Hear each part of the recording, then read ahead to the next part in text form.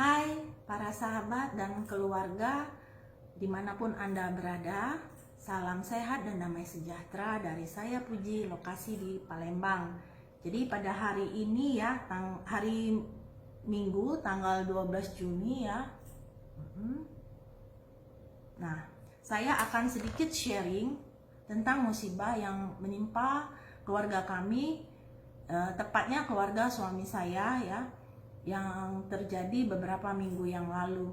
Jadi pada tanggal 8 Juni awalnya itu dimulai dari adik dari suami saya. Jadi suami saya itu 5 bersaudara, dia anak paling besar.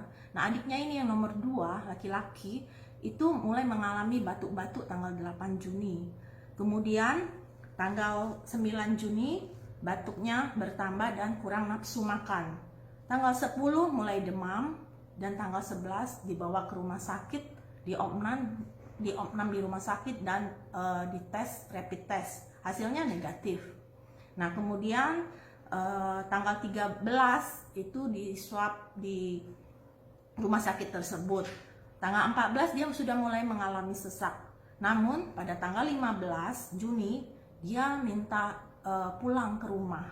Jadi dia mendesak minta pulang ke rumah dan akhirnya dia pulang ke rumah dari rumah sakit tersebut. Nah, selama di rumah itulah dia mengalami sesak yang semakin parah ya, semakin parah. Kemudian dia meninggal tanggal 20 Juni. Tentu saja hal ini cukup membuat kami kaget karena selama ini dia tidak pernah sakit, keluhan sakit tidak pernah, terus tidak pernah juga dirawat di rumah sakit. Jadi tahu-tahu dia meninggal. Nah, kemudian pada saat dia sudah pulang ke rumah tadi tanggal 15 kan dia minta pulang ke rumah. Nah waktu ke rumah itu kan dia mengalami sesak, dia butuh obat segala macam. Jadi akhirnya saudaranya yaitu adik suami saya yang lain, ada 2 lagi yang lain itu mengunjungi. Jadi membantu membelikan oksigen portable gitu ya, membantu membelikan obat-obatan lah untuk dia. Walaupun dengan protokol kesehatan ya, sudah pakai masker gitu ya, mereka mengunjungi. Nah sampai akhirnya meninggal itu kita masih nggak tahu kalau dia itu sebenarnya positif COVID atau tidak karena hasil swab belum keluar. Tetapi kita sudah mulai waspada ya, jadi sudah mulai menjaga jarak dengan, jadi yang 2 adiknya ini juga sampai di rumah itu yang langsung mandi, yang langsung pisah kamar sama anak-anak dan keluarganya gitu ya. Tetapi pada tanggal 25 itu hasil swab yang almarhum baru keluar dan dinyatakan positif. Dan 2 adik ini yang tadinya membantu membesuk ya, ternyata juga sudah memperlihatkan gejala-gejala. Jadi ada yang demam, ada yang mulai batuk-batuk gitu ya. Termasuk ada mertua perempuan saya, jadi mamanya suami saya itu juga di dalam satu rumah itu. Di situ juga mengalami hal yang sama. Jadi mamanya waktu itu juga sakit kepala, ada vertigo, ada demam, ada batuk-batuk juga. Nah, pada tanggal 26, jadi pada tanggal 26 ini adik yang paling kecil laki-laki itu mengalami usianya sekitar 37 ya, 30-an lah pokoknya ya. Nah itu mulai mengalami sesak dan kita lihat cukup parah, dan istri almarhum juga mengalami batuk-batuk juga ya, sudah mulai demam, batuk-batuk. Jadi kami sarankan untuk ke rumah sakit. Jadi mereka berdua ke rumah sakit. Pada saat sedang menunggu kamar di ruang IGD, kondisi mertua saya, mamahnya suami saya ini agak menurun. Dia mulai sesak ya, jadi kita juga akhirnya antarkan ke rumah sakit sorenya. Jadi kalau itu siang, jadi agak sore rumah sakit. Nah waktu diantar ke rumah sakit di IGD, jadi mereka bertiga sedang menunggu kamar, tiba-tiba mamah mengalami serangan jantung dan akhirnya meninggal. Pada saat meninggal itu waktu itu di rapid test dan hasilnya memang reaktif, namun kan kita belum tahu hasil swabnya positif atau negatif.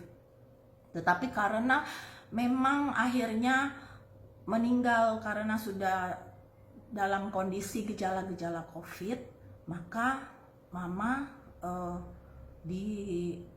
melalui prosedur COVID ya, melalui prosedur COVID. Jadi yang langsung dibungkus di kantong jenazah gitu ya, yang langsung tidak boleh disemayamkan lagi dan langsung disimpan di rumah duka saat itu. Nah, jadi malam itu juga jadi sore mama itu ke rumah sakit ya, sedang menunggu kamar, dia mendapat serangan jantung dan dia meninggal sekitar pukul setengah 7 atau jam 7 malam ya. Itu pada tanggal 26. Jadi anaknya duluan itu tanggal 20 dan mama kami ya, mama mertua saya itu tanggal 26. Dan ini cukup membuat kami syok karena dalam waktu 6 hari kami harus kehilangan 2 anggota keluarga yang sangat kami cintai. Sementara 2 anggota yang lain pun harus dirawat di rumah sakit ya dengan suspek COVID, dan yang lainnya setelah tadinya kami tes semua rapid ya sebelum, jadi waktu sekitar tanggal 22, 23 itu kami rapid semua. Jadi kami beli alat rapid, itu hasilnya negatif. Tetapi kenyataannya setelah di swab ternyata keluar hasil swab, ternyata ada yang positif, ada yang negatif ya. Nah, jadi ini membuat kami ya terpukul ya. Jadi keluarga itu ada yang akhirnya berpencar, ada yang pergi ke kos gitu ya untuk isolasi mandiri. Jadi mereka langsung isolasi mandiri. Nah, kebetulan karena kami tidak satu rumah, saya dan suami itu tidak satu rumah, dan kebetulan juga kami tidak membesuk almarhum gitu ya lewat video call, maka pada saat dites swab kami bersih gitu ya. Jadi dalam keadaan seperti ini ya akhirnya keluarga kami lah yang ya bersyukur ya kepada Tuhan, keluarga kami masih bisa kemana-mana untuk membantu saudara-saudara kami yang lain untuk memenuhi kebutuhan mereka, mengurusi kremasi mama. Jadi kami putuskan mama itu dikremasi ya, kami bisa masih mengurusi kremasi, administrasi segala macam itu. Nah, kenapa akhirnya saya membuat video ini ya? Jadi setelah kejadian ini membuat kami terpukul. Jadi saya itu cuman berani cerita sama orang-orang teman-teman saya terdekat. Saya minta dukungan doa, minta dukungan ya semacam semangat, motivasi dari mereka, penghiburan. Jadi saya nggak berani bilang sama orang-orang karena saya nggak mau dipusingin nanti banyak tanya lewat WA segala macem. Sementara hati kami itu masih down. Tetapi suatu hari ada teman, jadi teman dari suami, satu lagi teman dari saya.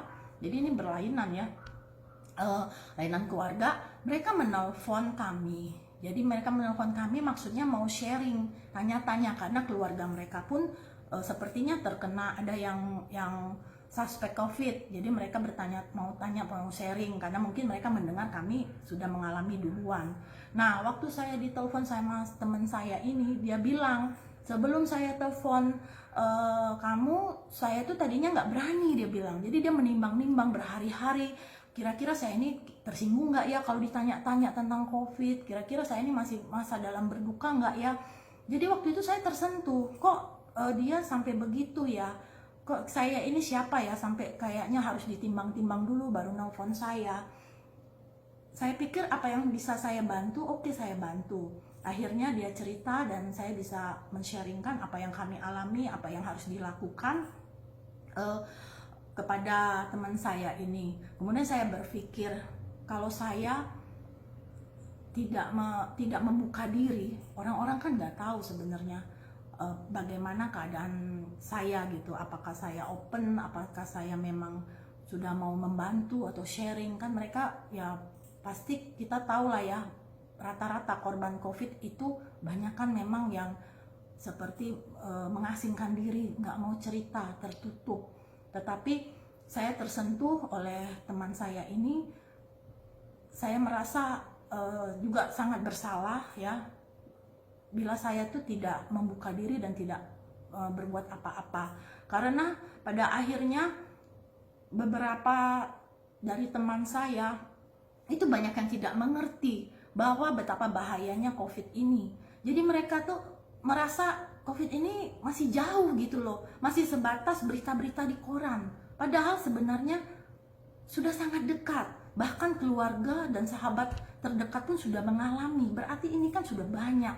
Ada yang bilang malahan, jangan-jangan data dari pemerintah itu bohong. Masa sih sebanyak itu yang terkontaminasi COVID, yang sudah suspek COVID? Malah ada yang bilang begitu, sementara mereka tidak merasakan apa-apa. Jadi sementara PSBB ini sudah mulai ditarik, mal-mal sudah dibuka, itu saya melihat orang-orang dengan entengnya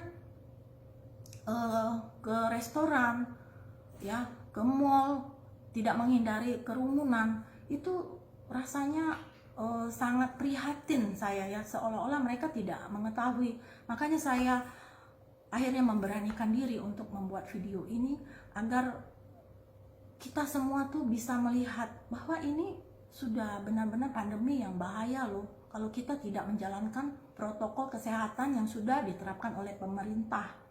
Jadi padahal kami ini semua sebenarnya sudah menerapkan, tapi karena masih ada beberapa kelengahan, itu yang membuat akhirnya satu saja yang terkena, maka seluruh keluarga kita tuh secara tidak kita sadari kita sudah menularkan. Nah, mudah-mudahan dengan saya mulai mau membuka diri ini, teman-teman atau para keluarga yang melihat video ini jadi lebih aware lagi, lebih waspada. Bukan berarti kita fobia atau kita parno, jadi kita begitu ketakutan. Beda kalau kita ketakutan, tetapi ini kita waspada untuk memutuskan mata rantai pandemi COVID ini. Jadi mungkin sekian dulu video dari saya. Mungkin masih akan banyak saya share lagi, tetapi mungkin di video-video lainnya. Jadi bila teman-teman semua, sahabat dan keluarga, ya, merasa video ini berguna, bermanfaat, ya, silakan untuk di-share, untuk supaya menjadi pembelajaran kita bersama gitu ya. Dan saya akan buat lagi video selanjutnya, atau teman-teman bisa tulis nanti di komen ya apa yang mau ditanyakan, ya, nanti akan saya jawab di video berikutnya.